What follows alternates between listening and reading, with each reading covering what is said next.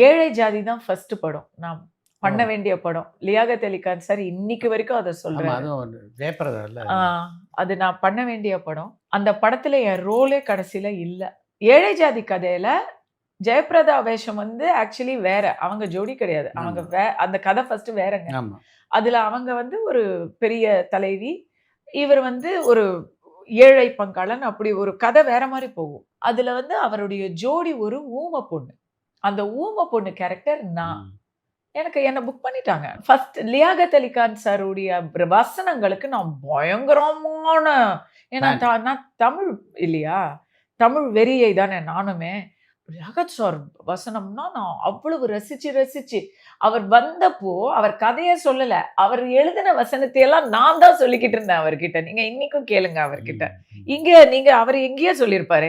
அவருடைய வசனத்தை எல்லாம் சொல்லி காட்டுறேன். நடிச்சு காட்டுறேன். ஊம பொண்ணு வேஷம் அப்படின்னு சொன்னது எனக்கு பயங்கர ஷாக். என்ன சார் உங்க படத்துல உங்க வசனம் அவர் நரேஷன் சொல்லும் போது நான் அப்படி போறேன். அதுவும் விஜயகாந்த் படம். வசனம் தான் அதுல. கடைசியில அந்த கேரக்டரே இல்லாம கதையெல்லாம் மாறி போச்சு. இன்னைக்கும் அந்த படத்துடைய இது என்கிட்ட தான் இருக்கு. சைனிங் அமௌண்ட் என்கிட்ட தான் இருக்கு. பட் நான் அது பண்ணல. அதுக்கப்புறம் லியாகத் சாருடைய இயக்கத்துல அதுல வந்து ஏழை ஜாதியில அவர் கதை வசனம் இதுல அவர் தான் இயக்கம் அதுல கொடுத்தாங்க. அதுக்கப்புறம் ஆனஸ்ட் ராஜ் இம்மீடியட்டா விஜயகாந்த் சார் எனக்கு இம்மீடியட்டா படம் கொடுத்தாரு. அது பண்ண முடியாதது என்னுடைய துரதிர்ஷ்டம்.